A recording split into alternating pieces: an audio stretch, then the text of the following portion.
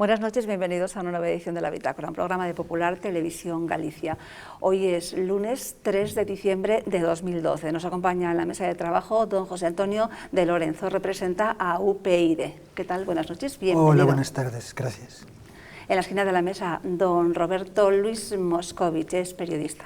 ¿Qué tal? Buenas noches, bienvenido. Muchas gracias y un saludo, con tu permiso, a la legión de seguidores de Facebook que alaban este programa. Yo tengo como 4.000 contactos y me ha caído un aluvión de elogios que me place trasladarte. Pues muchísimas gracias. Gracias a todos esos seguidores del Facebook de don Roberto. A mi izquierda, don Carlos Ruiz Miguel, es catedrático de Derecho Constitucional de la Universidad de Santiago. ¿Qué tal, don Carlos? Buenas noches, bienvenido.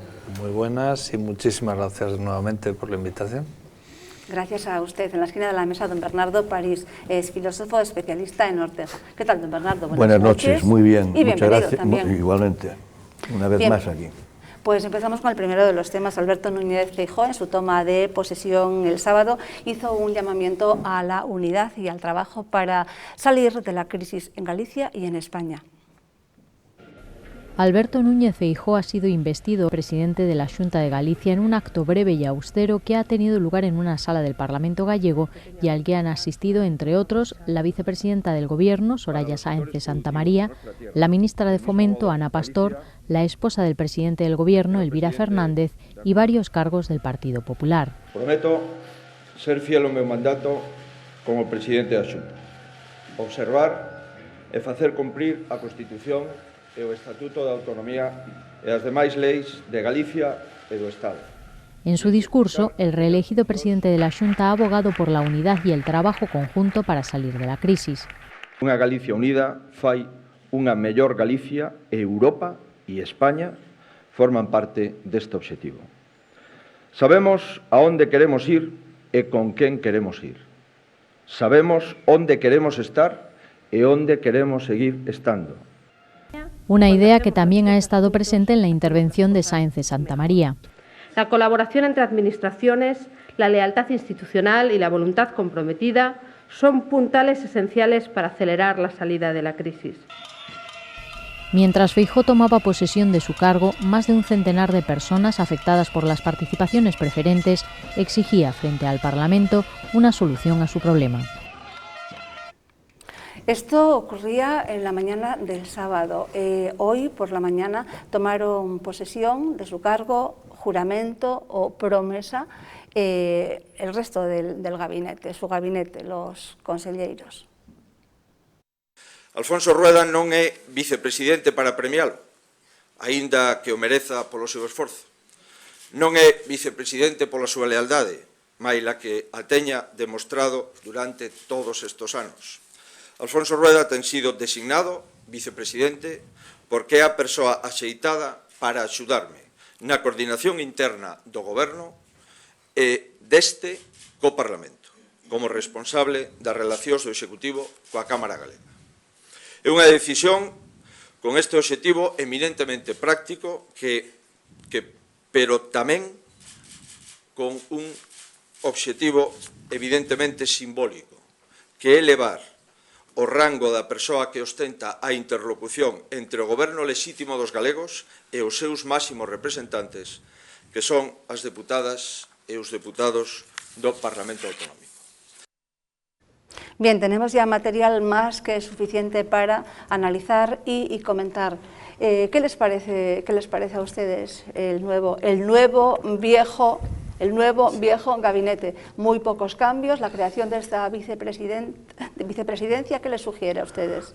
Bueno, yo, en mi opinión, para mí es un gabinete prácticamente continuista, es un gabinete que yo creo que premia más la fidelidad en el comportamiento político del presidente que la efectividad real demostrada por algunos consejeros, porque eso es como un 99%, como si fuera un 99% de acierto, cuando desde mi punto de vista, desde cualquier observador, es imposible que se pueda dar semejante circunstancia. Ahora, de todos modos, pienso que el presidente hace bien. Si a él cree que le funcionan como él quiere, pues realmente él es quien tiene que elegir su equipo y es el que debe de mantener las personas que creen mejores en cada cargo y sobre todo más adaptadas al perfil que él quiere. Y en el caso de Alfonso Rueda, del vicepresidente, considero que es un premio bastante merecido desde el punto de vista político, incluso interno del propio PP, y que no está, digamos, muy maleado todavía políticamente. Pero ¿significa algo la creación de una vicepresidencia? Bueno, yo creo que lo que significa es un afán de buscar como un delfín, de buscar como un sucesor. Quiero decir, muy claramente, es una opinión que puede ser, como se llama, rechazada, y en el caso de, por ejemplo, de la otra novedad en cuanto a cargo, que es Francisco Conde, creo que lo que se ha buscado aquí es el perfil de un asesor económico, de un funcionario para la Consellería de Economía y Facenda, y que lo que me sorprende es que se diga que es para salir de la crisis a partir del 2015, porque entonces, digo yo, y hasta entonces, pues más calvos y más pobres. Eso sí que me parece poco. Y luego termino diciendo que para mí es una apuesta por un perfil políticamente bajo en las consellerías, porque hay un predominio de técnicos, fundamentalmente, y creo que esto viene a renovar el presidencialismo que ejerce Rajoy desde el año 2009. Rajoy. Perdón, Feijóo. Bien. Vale, por la J. Don Bernardo, lo positivo y lo negativo de del nuevo gabinete, que ya es, bueno, pues con muy pocas variantes. ¿Qué hay de positivo y qué hay de negativo? Pues yo de positivo, doña Madalena, la verdad es que no le veo nada así en principio, nada reseñable, ¿no? Porque veo que prácticamente las cosas siguen estando como estaban, permanecen ahí con un statu quo en cuanto a la gobernación, similar, es como una continuidad de lo que había. Entonces, yo, negativo, pues habrá que darles tiempo, pero bueno, ya hay cosas que son ya de por sí negativas, que todos conocemos, y yo lo único que les pediría a estos señores es que, claro, aparte de hacer llamamientos tópicos a la unidad y al trabajo, ¿quién no está de acuerdo con que nos llamen a la unidad y al trabajo a todos los gallegos? Pues que tengan un espíritu social un poco más fino, y que se den cuenta, por ejemplo, de lo que había a la puerta del propio, en las calles aledañas, en las calles próximas al Parlamento, aquella manifestación bueno, importante que hubo de personas afectadas, ¿no? Esos son verdaderamente los problemas que tienen que atender, y el resto pues son discursos pues ortodoxos, tópicos, esperados. Bueno, como dice la señora vicepresidenta, ya termino, habla también lealtad institucional, y yo concluyo, lealtad con los ciudadanos, con pensiones, con lo que se compromete uno, bueno, cumplir con la gente. Bien. ¿Don José Antonio? Pues continuando con lo que decía don Bernardo, lealtad incluso para cumplir el programa electoral. Eso sería lo mínimo que hay, no es, la lealtad tiene que ser con las propuestas que se hagan. Yo, con la remodelación, pienso que sobran 8 conselleiros. En realidad solamente hay uno, que es el señor Feijóo, y los otros están elegidos, pues, quizá por su perfil bajo. Yo recuerdo que cuando se hizo la remodelación, yo, que presumía que iba a ser candidato, me asusté bastante, porque pensé que iba a convocar elecciones anticipadas. Dado el perfil de la gente, la idea que me sugirió es que iba a ser un gobierno de transición de unos cuantos meses para convocar elecciones y entonces dar un gobierno con más peso. Eso no fue así, y entonces el gobierno que tenemos es de perfil muy bajo, y el único responsable aquí es Feijóo, para lo bueno y para lo malo. También habría que tratar otro tema, y es que ha habido unas elecciones por medio.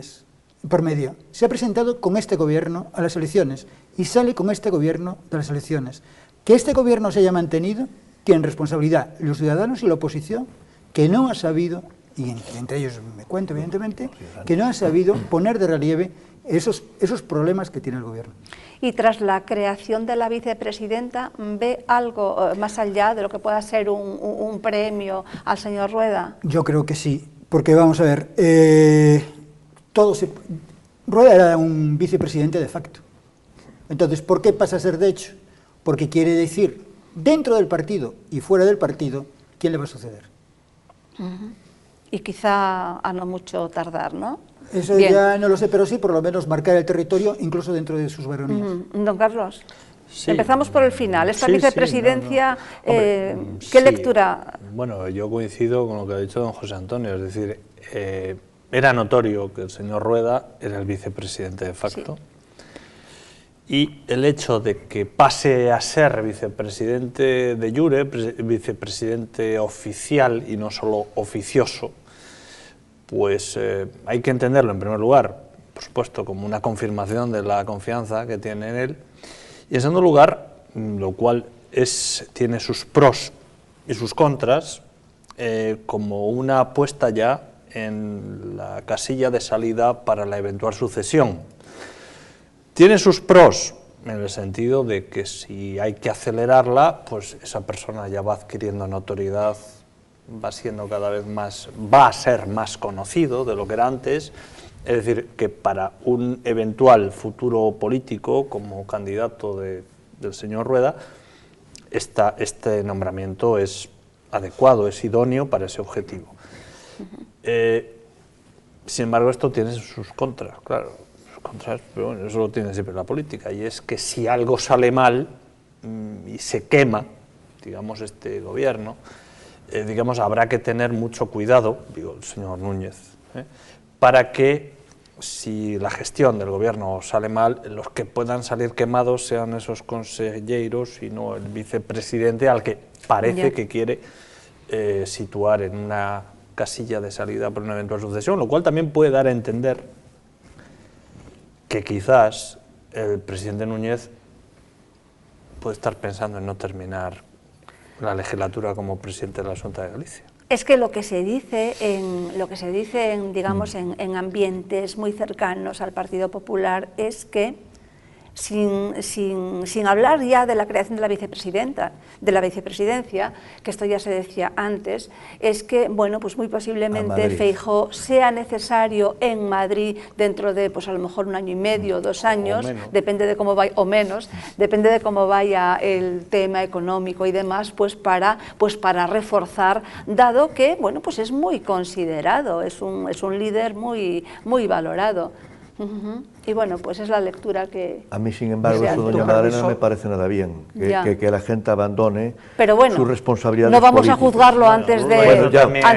Gallardón, es que estaba pensando precisamente... Claro, con todas las consecuencias que ha tenido. A mí me gustaría apuntar un detalle para que el debate quizás se complete un poco más, es el cabreo, con todos los respetos, que tiene don Javier Guerra. Porque don Javier Guerra es público y notorio que se ofreció a continuar en el cargo y es el único que ha llevado una bofetada pública impresionante, aunque se quiera solapar de alguna manera, aunque se diga que es un prohombre del futuro, que en Vigo tiene su posibilidad de ser alcalde de la ciudad, etcétera, etcétera. Y después hay otro detalle también importante, y es que se habla de una posible poda de altos cargos. Esto siempre se dice cuando parece que sí, que no va a haber tantos altos cargos. Vamos a eliminar. Está claro que hay como una docena o una decena de cargos que sí son eliminables y diría yo que hasta innecesarios, salvo como premio político. Sí, eso sí ya se ha dicho, que seguían las mismas consellerías, pero que iba a haber menos altos cargos. Bueno, a lo mejor hasta le toca algo a la televisión, para la televisión pública, a las televisiones públicas, pero bueno, hablamos de la autonomía y lo que nos compete es esto, ¿no? Bueno, yo sí quiero insistir en la idea que ha expuesto don Roberto. Realmente, aparte de la designación de don Alfonso Rueda como vicepresidente, la destitución, el haber prescindido del señor Javier Guerra como consejero de Economía, realmente es muy llamativo, y hay que intentar interpretarlo, porque si es porque la situación económica va mal, no tiene sentido destituir al de Economía y mantener a la de Trabajo. No es lógico. Eso no es una explicación. Eso no puede dar una explicación convincente. ¿Qué explicaciones puede haber? A mi juicio, se me antojan dos.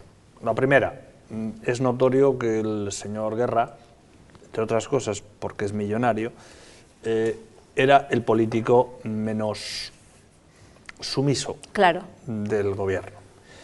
Es decir, el que tenía un criterio propio más definido, porque él no vive de la política, es un empresario, tiene dinero de sobra para vivir sin la política.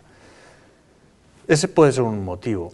El otro motivo, que a mí puede ser explicativo, pero tampoco me cuadra, es que en Vigo es donde el PP ha tenido peores resultados. No sé si es que se le está haciendo pagar a él el coste de la pérdida de votos en Vigo, aunque no creo que él sea el culpable, porque, digamos, la pérdida de votos en Vigo tiene otras explicaciones, tema de las cajas, yo creo más etcétera, bien, yo creo más bien lo primero, pero sin duda es llamativo el que haya prescindido del señor.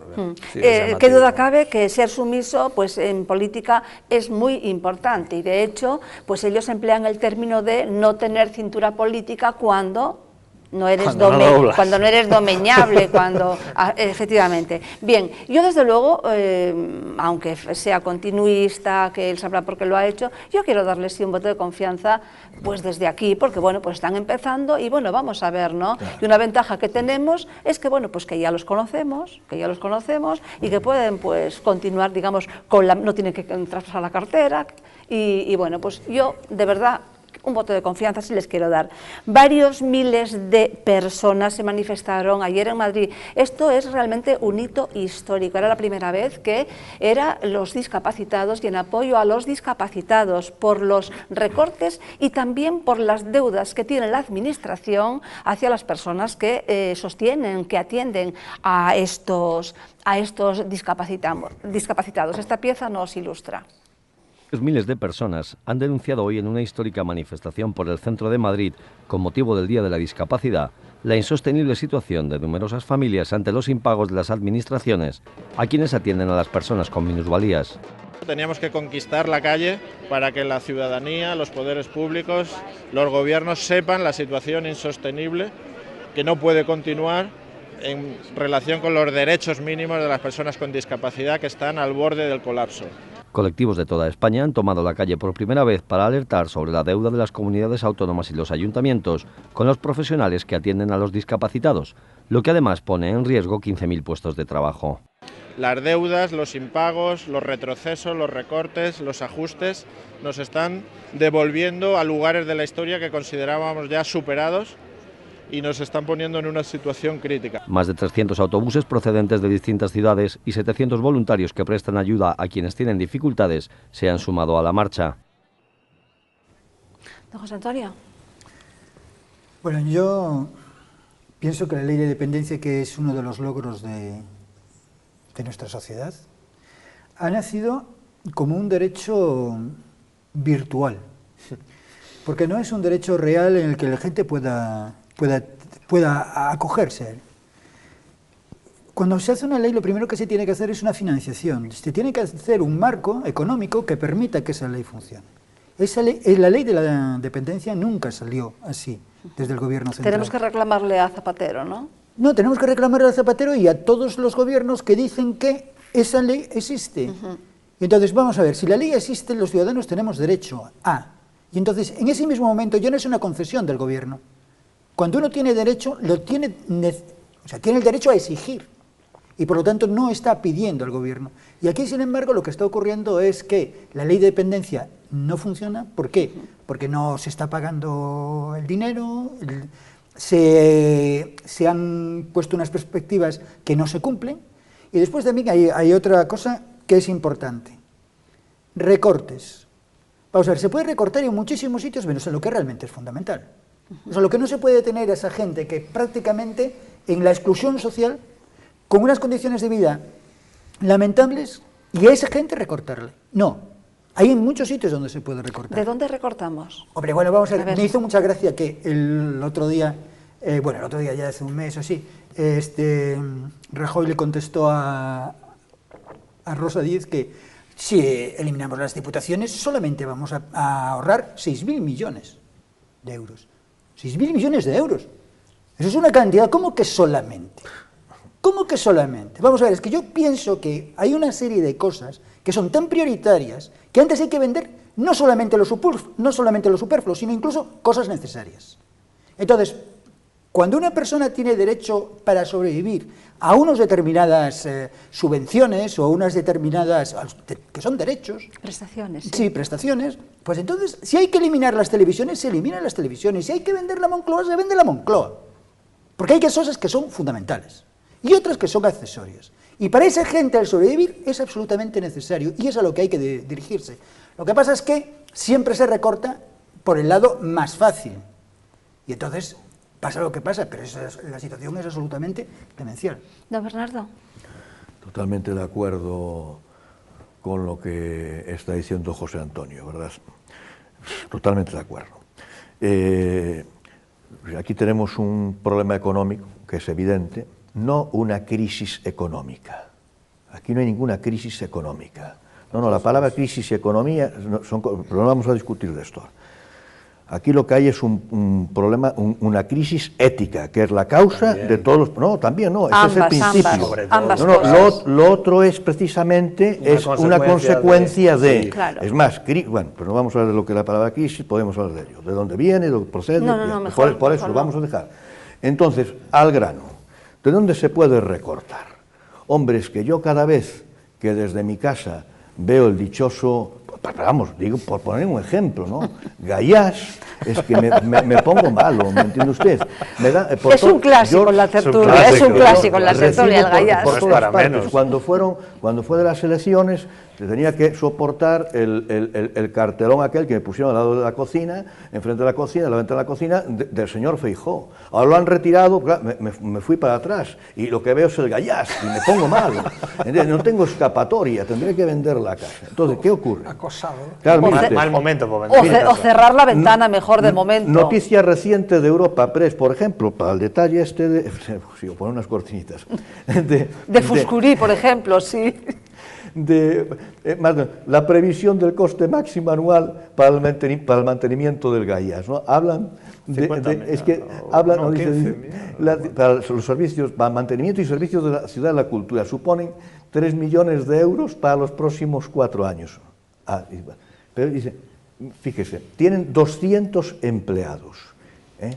A mí no me salen las cuentas, porque si usted pone 1.500 euros por cada empleado, oiga, no, que sea mileuristas, no, pero es que hay que pagar los seguros sociales. Bueno, pero vamos a hablar de lo que fue la manifestación en Madrid, que fue realmente un hito, que esto es tangencial, que es muy importante. Claro que sí. Totalmente de pero acuerdo, bueno, no toca Gallás hoy como protagonista. Pero está muy bien, está muy bien, sí. Que decir, efectivamente, como porque decía, yo siempre les pregunto a ustedes, a ver, ¿de dónde recortamos? Claro, es que ese es el tema. Efectivamente, que esto... Tiene razón, sí. pero es verdad. ¿Por qué protestan? Bueno, y se habló de la consellera de Trabajo. Bueno, esa señora, claro que ese es un tema, porque, por ejemplo, el tema de la dependencia aquí en Galicia pasa por la Consellería de Trabajo, ¿no? Y lo que se ha dicho aquí, y nunca será mucho lo que se repita, es que a los dependientes se les quita un 40%, que es mucho quitar, ¿eh? 39. Bueno, ¿qué memoria tiene doña Madalena? Me acaba de sorprender. Es que usted se autocorrigió. Tiene razón, y lo iba a decir, para ser justos, un 39% calculado, ¿eh? Real, económico, ¿eh? 39%. Entonces, claro, pues a mí me parece importante que, volviendo a lo de la manifestación, hombre, que efectivamente que los colectivos de discapacitados y de dependientes se manifiesten, porque, bueno, pues lo mismo que se manifiestan otros, con más derecho que los demás. ¿Y que hay creo que le falta conciencia,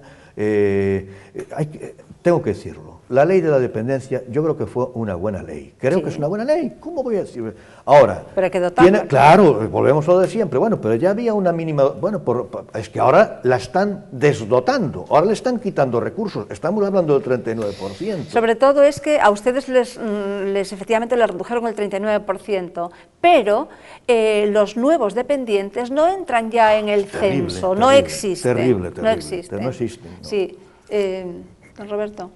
Bueno, primero yo creo que ha sido buena la respuesta social, la respuesta que ha habido a esta convocatoria de Madrid, porque se cifra realmente en unas 90.000 personas las que acudieron a la misma.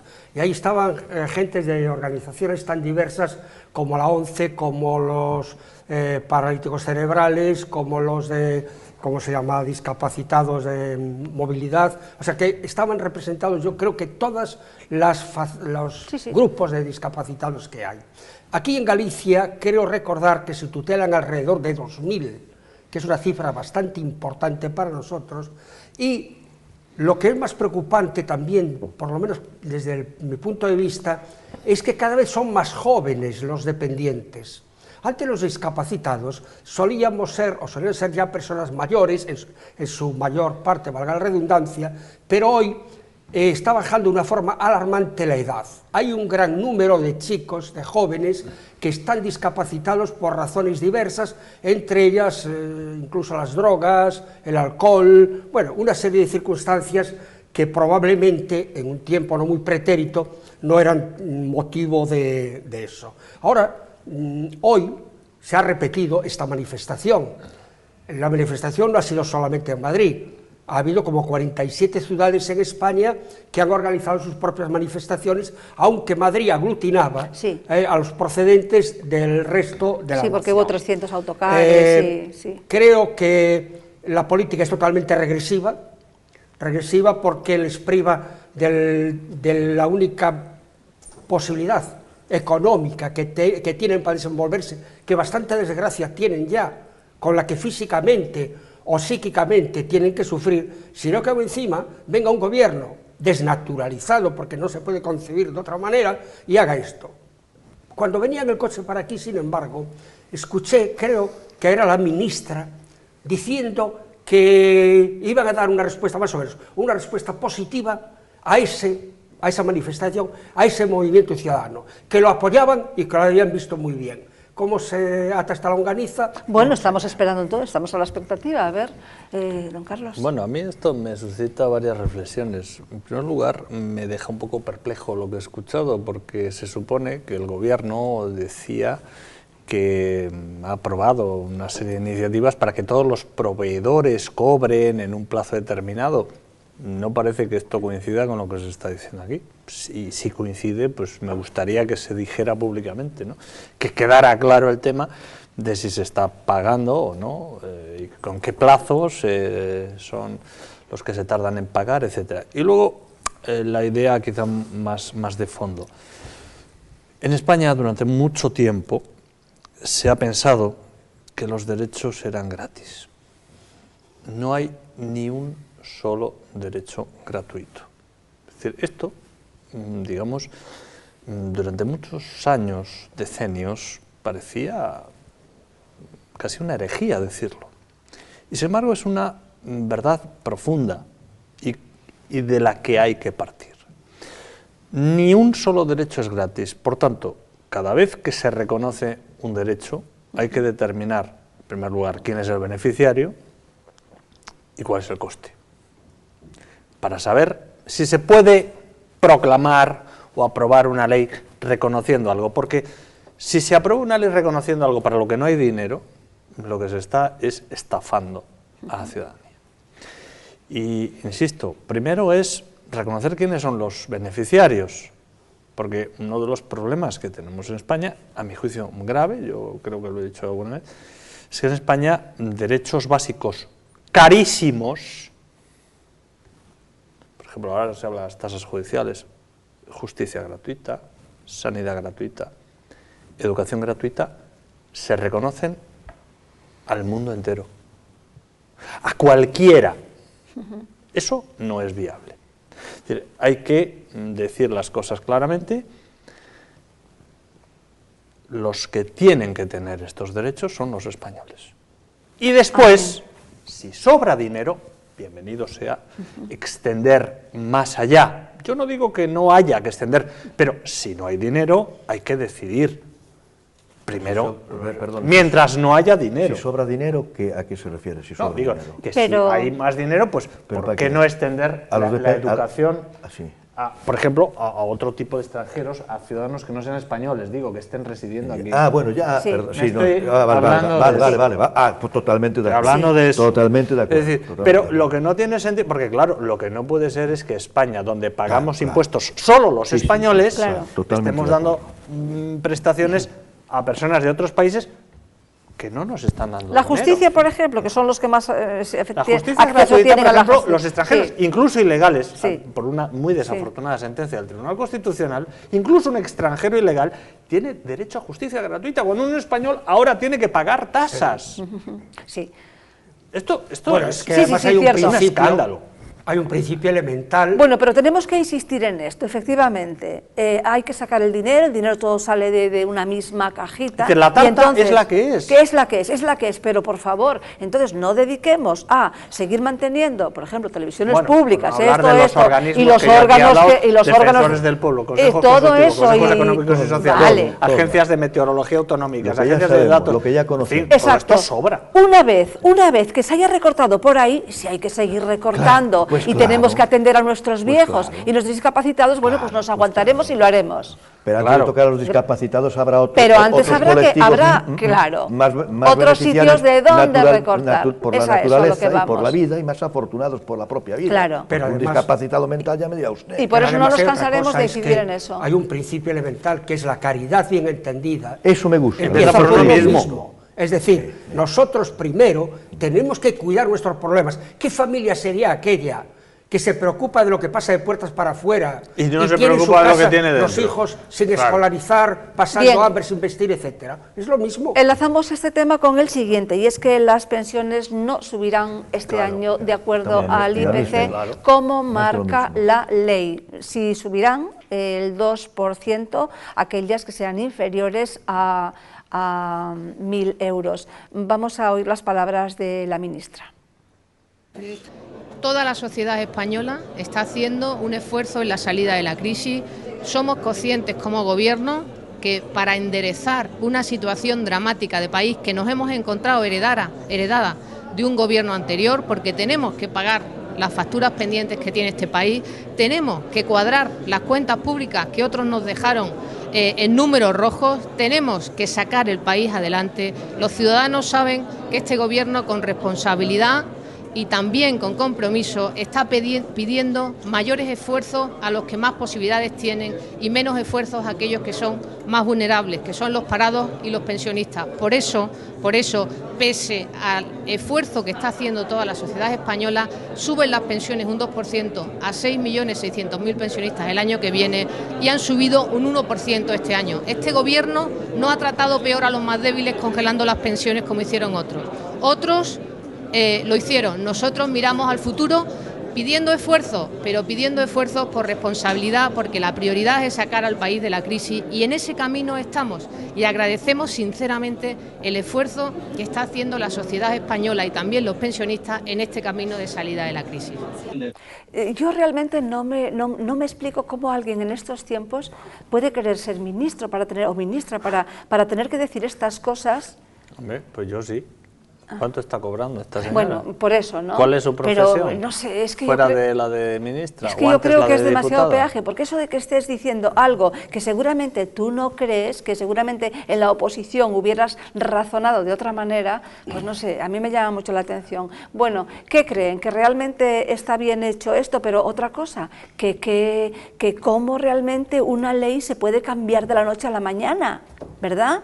Una ley se puede modificar, pero ya siempre que haya voluntad de, porque no se hace esto para otras cuestiones. Yo he quedado, bueno, asombrado, ¿no? Realmente escuchando a la ministra, porque decir que este gobierno realmente está protegiendo a los más débiles y apretando las tuercas a los más fuertes, cuando se niega a modificar la legislación que protege a los bancos en materia de las ejecuciones hipotecarias, cuando ha dado a los bancos miles de millones.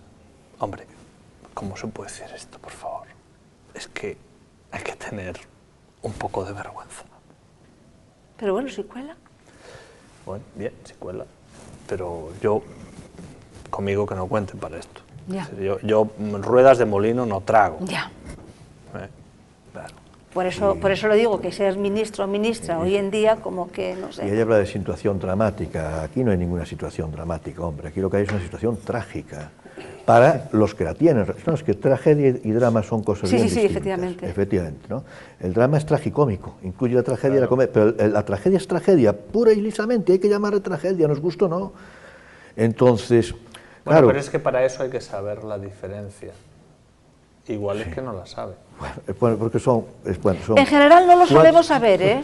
Decimos drama por tragedia, tragedia como drama... Bueno, pero también, sí. Algo tenemos que decir también los del gremio, ¿no? Siempre hay que afilar el lápiz un poco, si no, para que... Entonces, pero cuadrar las cuentas en números rojos, o sea, que se con números rojos que dejaron los... Claro, muy bien, pero ya está bien, ya sabemos eso.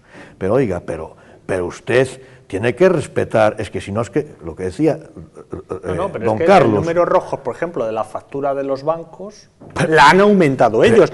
Claro. Yo todavía me acuerdo, lo tengo grabado, el debate entre Rajoy y Rodríguez Zapatero en la televisión, donde el candidato Rajoy dijo, no habrá dinero público para los bancos. Esa frase, para mí, fue la más importante de ese debate.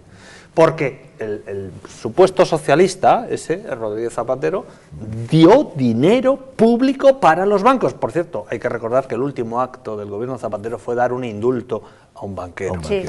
Esto para que quede claro quién mandaba bajo ese gobierno socialista. Entonces, pensábamos que ahora ya esto iba a cambiar, pero es que resulta que en lugar de liquidar entidades que están quebradas, pues... como nuestras cajas, ¿verdad?, de aquí, pues lo que han hecho es dar millones y millones. Oiga, ¿y por qué? ¿Por qué? ¿Por qué hay que dar dinero a los bancos? ¿Cuánto está ganando el señor presidente de Nueva Galicia Banco? ¿500.000 euros? ¿Es ético mantener eso? Porque es la gran tiranía realmente y nadie se atreve a meterle el diente. Bueno, yo creo que ese es uno de los problemas, es que hay... Con el tema de las pensiones. Sí, bueno, con el tema de las pensiones, pero entramos dentro de la misma idea siempre. No hay dinero para unos si hay dinero para otros. Claro. O sea, no hay dinero para los pensionistas si hay dinero para los bancos. Exacto, o sea, ese es el problema. O sea, vamos a ver, claro, evidentemente yo no tengo dinero si me lo gasto en un Ferrari. Exacto, claro. Pero yo no quiero un Ferrari, y entonces yo me puedo comer. Pues aquí en el Estado lo que estamos haciendo es exactamente eso. Estamos dando dinero a los bancos y entonces nos quedamos sin dinero para los pensionistas. Pero además es que mentimos. O sea, porque cuando hablas de ser ministro, pero anda, que es el presidente del gobierno... Bueno, esa es otra. Hace falta tener cara dura. Porque es que el problema... Bueno, hace falta tener primero mucha moral. Sí, mucha moral. Yo vamos a ver, creo que viven muy bien. Moral. Pues don Carlos, no sé hasta qué punto. Bueno, yo creo que dormir no duermen bien. Pues ahí, entonces habrían dejado el cargo. Ahí nadie lo ha obligado a estar ahí. O sea, nadie lo ha llevado preso para estar de presidente del gobierno. Se ha presentado él y lo han votado para ser presidente. Entonces el asunto es que, ¿cómo se puede decir una cosa y hacer la contraria? Y además decir que está haciendo lo que dice. Es que es alucinante, pero es que, vamos a ver, nos piensan que los ciudadanos somos tontos, pero además es que después de ver las votaciones electorales a lo mejor muy listos no somos. No, porque es que lo que hay que ver es que en las elecciones que ha habido posteriores a todas estas rebajas, el Partido Popular, excepto las de Andalucía, ha ido subiendo. Bueno, entonces, en Cataluña... Ha ido subiendo, un poquito. Pero bueno, pero me estoy alejando del tema. El asunto está en que hay cosas que son fundamentales, que son las que hay que tratar de conseguir, porque además eso, mantener las pensiones es reactivar la economía. Claro, es que en este momento no muchas es como a los bancos dependen de la pensión. Darles dinero a fondo perdido, no, es reactivar la economía.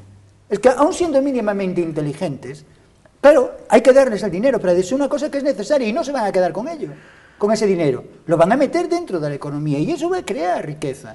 Exacto, es que es mucho más rentable eso que dárselo a los bancos. ¿Qué riqueza crea el dinero que se le da a los bancos? No es mejor... Sí, bueno, yo creo que lo primero que habría que hacer es dejar bien claro que ese es otro de los gravísimos fallos, otra de las grandes facturas que hay que pasarle al presidente Rajoy. se le llenó la boca diciendo que no iba a tocar una serie de cosas, entre ellas las pensiones, y le metió un tijeretazo de aquí te espero. Hay tres cosas, desde mi punto de vista, que deberían ser, y digo deberían, cuando tenían que ser, forzosamente por ley, intocables. Son la economía, la educación, la enseñanza, la sanidad y las pensiones. Las pensiones, como bien apuntaba, generan además mucha riqueza porque es un dinero que va a un sector ahorrador, a un sector que lo reinvierte, bien a través de sus hijos, de sus nietos, es decir, es un dinero que se mueve, es un dinero que no emigra, no va a las Islas Caimán, ni va a ningún paraíso fiscal, o sea, es un dinero controladísimo por el propio sector público, porque es el que lo está dando y administrando. Si tenemos en cuenta que en los 2 últimos años los gallegos han perdido 314 euros de la pensión, me parece una auténtica barbaridad. ¿Por qué? Porque si ya las cifras no son muy grandes, una pérdida de este calibre es casi meterlos en la indigencia. Por eso no nos extrañe que hoy nos han puesto al nivel de Rumanía. Nos han colocado ya al nivel de Rumanía en lo que al umbral de la pobreza se refiere.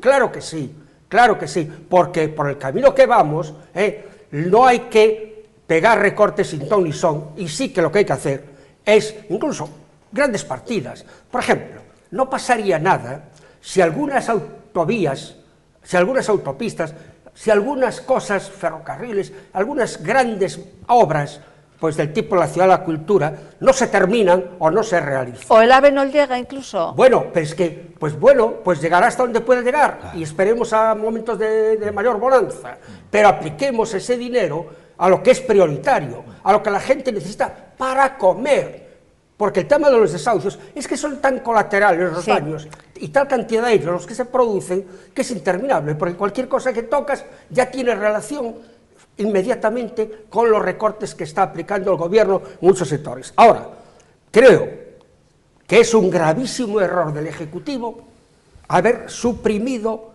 el aumento de las pensiones, cuando además creo que es anticonstitucional, y de hecho me parece que están preparando un recurso al Tribunal Constitucional, e incluso es ilegal.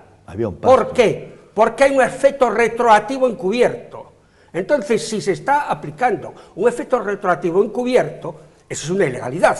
Ninguna ley en ese aspecto puede tener carácter retroactivo. Por lo tanto, a partir de ya no es válida. Don Roberto, y después el recurso constitucional, que yo creo que se lo están planteando los sindicatos y la oposición. Pero don Roberto, mire, el Tribunal Constitucional ha tardado 7 años en decidir sobre la constitucionalidad de un párrafo del Código Civil, para luego decidir lo que ha decidido.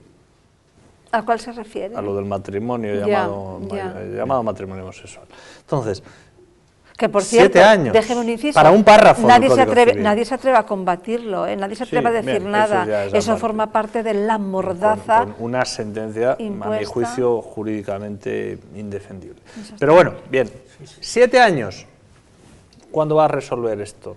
Pues dentro de 7 años que nos digan sí, es inconstitucional, para entonces muchos de esos pensionistas habrán muerto. Mucha gente, sí, es cierto. Bueno, es decir, es así de trágico. Y hay otro aspecto, que me olvidé de decir. Don Roberto, ya. Perdón, es que termino, es muy breve. Es la primera vez en 25 años que se produciría una congelación de las pensiones, que se dice muy pronto, ¿eh? Bueno, pues vamos entonces con otro tema. Los socialistas se reunieron este fin de semana para hacerle un homenaje a Felipe González. Felipe González, pues bueno, habló contra Merkel y quiso hacer la distinción entre austeridad y austericidio. Acudieron todas las viejas glorias y también las nuevas. Vemos la pieza esta. El homenaje del PSOE a Felipe González reunió a cerca de 2.000 personas, entre ellas más de 40 ministros de los gobiernos del PSOE, algunos del primer gabinete que González formó hace justo 30 años, como Alfonso Guerra. Un diálogo entre González y Alfredo Pérez Rubalcaba sirvió para reflexionar sobre la situación que vive nuestro país. Y cuando se comete la torpeza inducida por Alemania, que es la que manda, de tratar el problema de la deuda como un problema de solvencia, nos llevan a la insolvencia y el que no crece no paga. ¿Eso quiere decir que no hay que hacer políticas de ajuste y de austeridad? Sí, pero como decía el otro día Dilma Rousseff, entre la austeridad y el austericidio tiene que haber un punto medio. Este acto llega una semana después de la derrota electoral del partido en Cataluña y en un momento en que se cuestionan la gestión de Zapatero y las directrices de Rubalcaba. Por eso, el actual líder socialista abogó por un radicalismo reformista que permita recuperar la mayoría electoral. No se trata de hacer un programa electoral más, se trata de hacer un auténtico proyecto para España que en este momento la derecha no tiene. Darle una profundidad como hicimos en el 82. España va a cambiar, lo está haciendo. Lo va a hacer radicalmente y nosotros tenemos que, como hicimos en el 82, pilotar ese cambio. En este homenaje, con motivo del 30 aniversario de la llegada de González al gobierno, participó también el expresidente José Luis Rodríguez Zapatero, que ha pedido al partido que se mantengan la unidad, la lealtad y los afectos para que el PSOE recupere su fortaleza. Qué peligro realmente. Y digo esto porque efectivamente en esta mesa solemos hacer crítica al Partido Popular, no nos gusta esto, no nos gusta lo otro, ni los recortes, ni cómo se están llevando ciertos temas, pero eso no quiere decir que veamos esto o la renovación de esto como alternativa. Yo esto sí quería decirlo. Bueno, a mí me ha parecido... Entre esto y el vídeo que tienen esas supuestas bases pidiendo la eliminación, la supresión del concordato y la supresión de las ayudas a la Iglesia y todo eso, y la puesta en marcha de la ley de muerte digna. Y la supresión de la caridad. Y esas cosas, sí, que se cierren todas las iglesias, bueno, pues es que... Yo lo de Felipe González, bueno, nos ha hecho recordar al Felipe González, que perdió en su momento las elecciones, víctima de sus mentiras, ¿no? Y de su manipulación, porque todo ese discurso que hace, austeridad, austericidio, etcétera, creo que hay que empezar a preguntarse, pero vamos a ver, si el problema no es austeridad o austericidio, el problema es, ¿alguien de los presentes en ese cónclave ha denunciado el derroche criminal y escandaloso del Plan E, que es una de las cosas que ha provocado el colapso de nuestra economía? Porque el Plan E lo hicieron ellos. Es decir, es que el tema es muy fácil de atacar a la señora Merkel, etcétera, cuando bajo estos gobiernos se hicieron muchos aeropuertos que no sirven para nada, se ampliaron otros como los de aquí para que tengan menos aviones, pero bueno, vamos a ver, ¿aquí de qué estamos hablando? Es decir, y del anterior es evidente, y es lo primero que hay que reconocer si queremos salir de esto, es evidente que en España se ha gastado mucho en cosas inútiles, es decir, que se ha derrochado. Entonces, antes de hacer un discurso sobre austeridad, etcétera, vamos a dejar las cosas claras. Hay que poner fin al derroche. Claro. Y mientras los que han provocado el derroche no pidan disculpas, en el mejor de los casos, porque yo creo que tendrían que tener otro tipo de responsabilidades, bueno, esto para mí son palabras ya no vacías, son palabras que creo que casi son una provocación, ¿no? Sí, efectivamente. Lo que pasa es que como olvidamos tan rápidamente y ahora te vienen con la regeneración, la alternativa... Perdone, pero aquí este señor... Óigame, ¿qué pronto tardó la ciudadanía española en olvidarse de Roldán? Por cierto, Roldán no estaba... No devolvió nada. Roldán, pero no estaba, me parece, en el cónclave que usted dice. No, bueno, pues... No, pero por ejemplo, usted habla mucho de la cultura. Mire qué poco tardó la ciudadanía española en olvidar todos los desfalcos de Felipe González, ministros en la cárcel y toda aquella cosa. Bueno, pues cuidado ahora, porque el peligro ese de la rosa, pues ahí sigue. Y es muy fácil convencer en estas etapas donde, bueno, pues lo estamos pasando mal, que está habiendo recortes aquí y allá, entonces, claro, no hay que malinterpretar. Y ahí, la ministra Fátima Báñez, la herencia que hemos recibido, pues sí es cierto, aunque estuviera ya descontado, y hay que decirlo.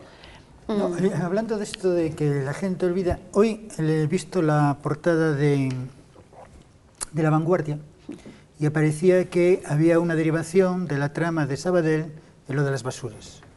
Y esto me recordó a Alonso Puerta, aquel caso, en 1981, exactamente en el 81, previo exactamente a que Felipe González llegara al poder, o sea, fue en septiembre, fue por estas fechas precisamente, que denunció la financiación irregular de su partido político. Al denunciar esa financiación irregular, lo expulsaron del partido y lo echaron como concejal. De aquella el Tribunal Supremo y el Tribunal Constitucional no estaban formados como son en la actualidad, y entonces lo restituyeron al cargo, pero cuando ya se había acabado, digamos, primero, los tribunales, la audiencia provincial le dio la razón a Alonso Puerta, tenía que entrar, entonces el señor ¿cómo se llama?, el Tierno Galván, se impidió que entrara, apelaron al Tribunal Supremo y el Tribunal Supremo le dio la razón, que tenía que ser concejal, pero ya estaba en otra legislatura. Ahí, en ese momento estaba también, de UCD, estaba Florentino Pérez, que era que tampoco hicieron carne con el asunto. Entonces, uno de los elementos claves de la falta de regeneración democrática, o sea, de la corrupción que existe actualmente, está en cómo los partidos políticos intentaron financiarse, y todo viene de los años 80, del año 81, y el primer caso que hubo fue el caso de Alonso Puerta, que además es de esta época.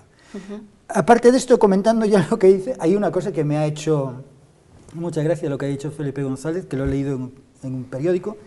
No es eso de que uno de los problemas es que no tenemos vocación mayoritaria, no. Vocación mayoritaria tienen, el caso es que no llega. Que la gente no les quiera. Eso es otro problema. Esa está intacta. Eso es otro problema. Pero dice, está hablando de que si el PSOE va a realizar un debate interno para salir de la crisis, que no lo haga diciendo eso de hay que hacer un debate de ideas.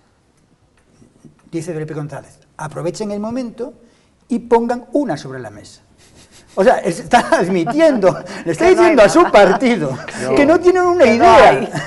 Entonces, eso, yo creo que eso es demoledor, ¿no? Y entonces se debió de poner muy nervioso el señor Rubalcaba, que fue cuando dijo aquello de hay que hacer un radicalismo radical. No sé si puede ser un radicalismo no radical, pero... Reformismo radical. No, dijo radicalismo. Don Bernardo, bueno, de todos venga, modos, sus socialistas de los Homs y eso. Sí, claro, no, es que el problema... Yo, si fuese a votar, y yo pienso que con muchas personas como yo, pensarán como yo, otras no, pero aquellos que pensemos así, quisiéramos votar a un partido socialista, ¿por qué no? Quisiéramos que fuese una socialdemocracia, pero claro, oiga, pero que es todo lo contrario al neoconsocialismo actual. ¿Y qué es el neoconsocialismo? Pues es una corriente ideológica, entre comillas, porque ahí, si se le puede llamar eso ideología, que permite tranquilamente que un señor ingrese en un partido que se llama Partido Socialista Obrero Español, que entre con una mano delante y otra detrás, para entendernos, y al cabo de 3 quinquenios o 4 quinquenios tenga un patrimonio impresionante. Por ejemplo, la persona que fue la tercera autoridad del Estado, el señor Bono. No, es que el señor Bono, oiga, que lo hizo legítimo. Yo no digo eso. ¿Cómo el señor Bono, que se dedicó toda su vida, aparte de querer ingresar en la Guardia de Franco, después ya fue al Partido Socialista Popular con Tierno Galván, y después ya con la fusión se fue para el PSOE.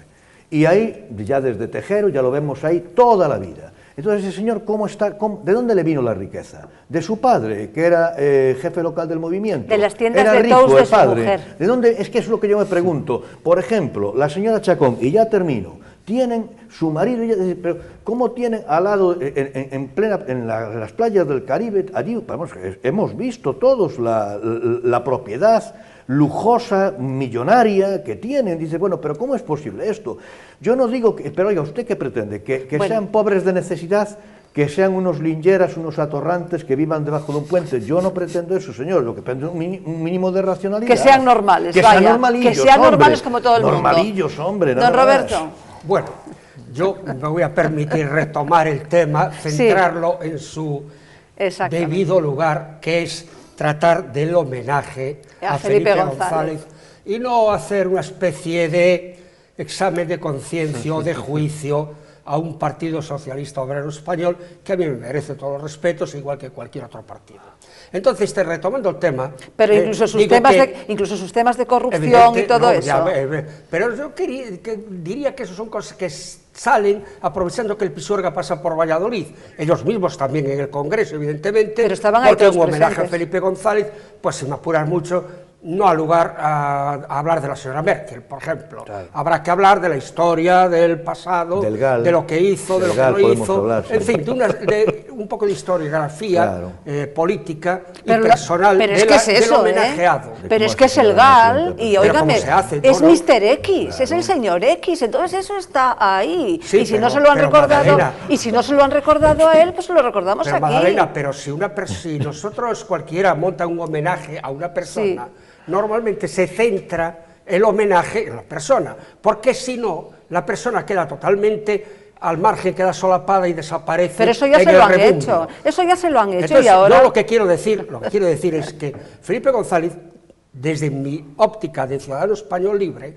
merece ese reconocimiento a toda aquella gente que, procediendo de la clandestinidad, es decir, cuando la etapa todavía de la dictadura franquista, forjaron pues unos movimientos políticos, no solo evidentemente, hay otras facciones de signos de derecha, de izquierda, del centro, de la socialdemocracia, y no hay que perder un detalle muy importante, y es que Felipe González es uno de los artífices de la eliminación del marxismo dentro de lo que es el socialismo, es decir, de una especie de asimilación más al día de la socialdemocracia. Una puesta más al día de una especie de socialismo más racional y más moderno. Entonces, yo me permito insistir en defender la figura de Felipe González por lo que el significado histórico tiene. Y por lo rico que es también. Y porque son 30 años que han pasado y que estamos aquí pues debatiendo libremente, quizás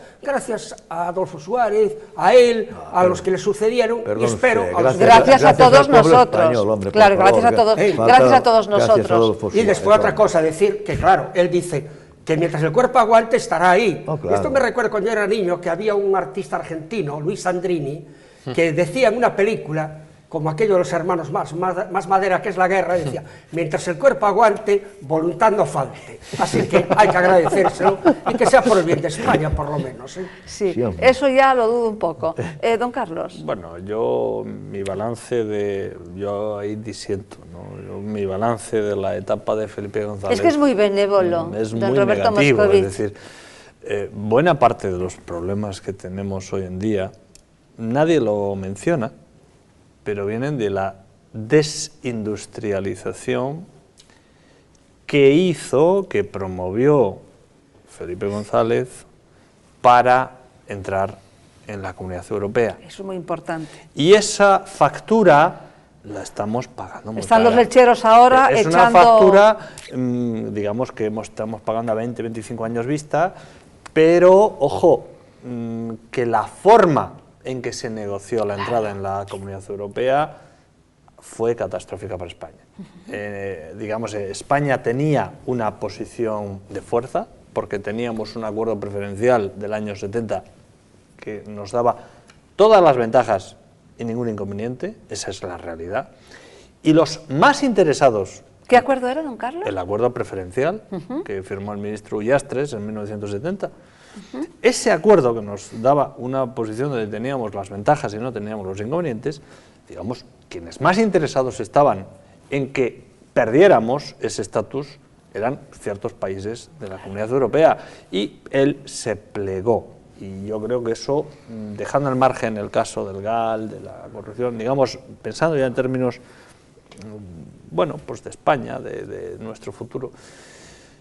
Luego, yo también le reprocho a Felipe González que, teniendo durante 3 legislaturas mayoría absoluta, no hizo todo lo que podía haber hecho, y podía haber hecho mucho para haber evitado el desastre del Estado autonómico. Es decir, Cuando ahora hablamos de las disfunciones del Estado autonómico, que las hay y que son una de las claves explicativas de nuestra crisis, todo eso viene pues porque en esos años no se puso freno a una serie de derivas que ya se empezaron a producir y que, bueno, Felipe González hizo la vista gorda. Por ejemplo, en 1990... Breve, don Carlos. Brevemente, en 1990, el Parlamento catalán votó a favor del supuesto derecho a la autodeterminación. El señor Felipe González no hizo nada contra esa declaración. De aquellos polvos, bien estorbados. Bien. Bueno, pues es que hemos llegado ya al fin. No sé si me queda alguien por expresarse. Yo únicamente diría una cosa, que la circunstancia europea que tú apuntas era un problema de macroeconomía que nos venía impuesta, o aceptábamos, era una horca claudiana, o aceptábamos o no entrábamos en Europa. Luego no se puede culpar ni a una persona ni a un gobierno, es una circunstancia histórica que está ahí. Hay que leer todo, de un lado, de otro, Bueno, había que mantener en ese tiempo, fomentar el comercio con Sudamérica, con las provincias de ultramar llamadas en otro tiempo, ¿no? Bueno, estamos ya fuera de tiempo, tenemos que dejarlo hasta aquí la bitácora de hoy. Don José Antonio, muchísimas gracias por participar. Don Roberto, pues muchísimas gracias. Encantado. Muy ponderada siempre su opinión, don Carlos. Muchísimas gracias. Don Bernardo, muchas gracias por haber venido. Gracias a ustedes por acompañarnos un día más. Nos despedimos hasta el miércoles. Estaremos con ustedes a eso de las 10:30 de la noche. Que sean felices.